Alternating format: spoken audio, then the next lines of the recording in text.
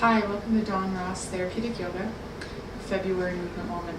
So we're going to be playing with the shoulders and the relationship between the arm bones and the arm socket. So that upper arm bone, the humerus, and how it is moving in the arm socket.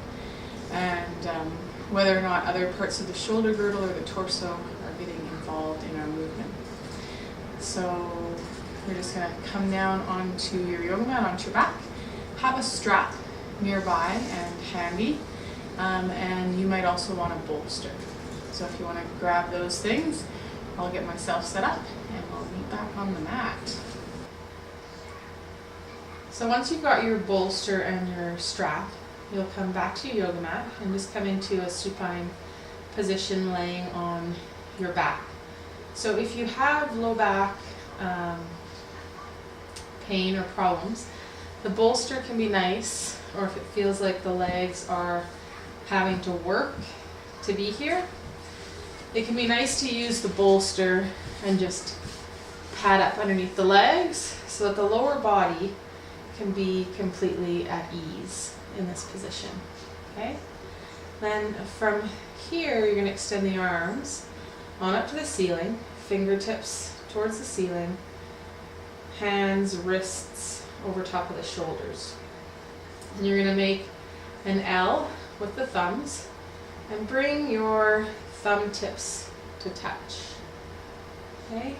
Notice how it feels to have the thumb tips touch through the throat, the jaw, the front of the chest and the shoulders, as well as the abdomen.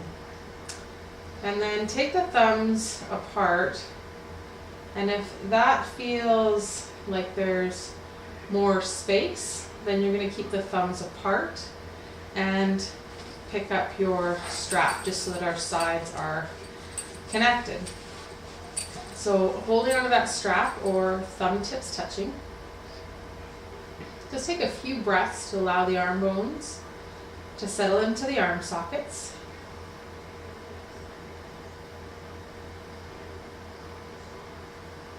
Check in with your breath.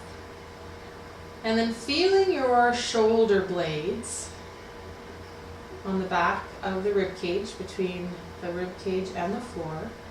Find the inside edge of your shoulder blades. And you're going to gently draw them towards one another and then slide them away.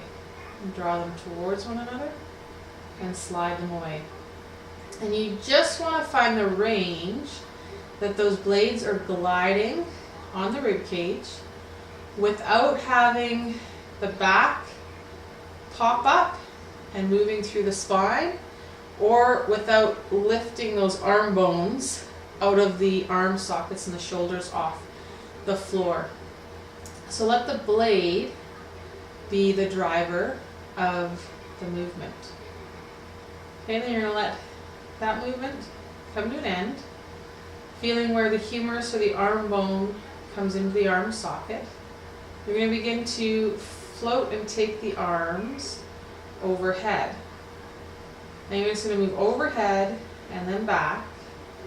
And again, finding that range that the arm bone can move freely in the arm socket without having the shoulders start to roll up towards the ears, as I'm demonstrating here, or without having those lower ribs start to pop, or that you're bracing or holding through that diaphragm and the solar plexus at the bottom of the rib cage. So just finding that range that you're just feeling the humerus bone or the arm bone move in the arm socket, and there isn't a reaction anywhere else in the body. So have fun, play with those two movements on your mat for this month, and fire me off any questions or comments you might have. Thanks so much for joining me. Have a wonderful day. Namaste.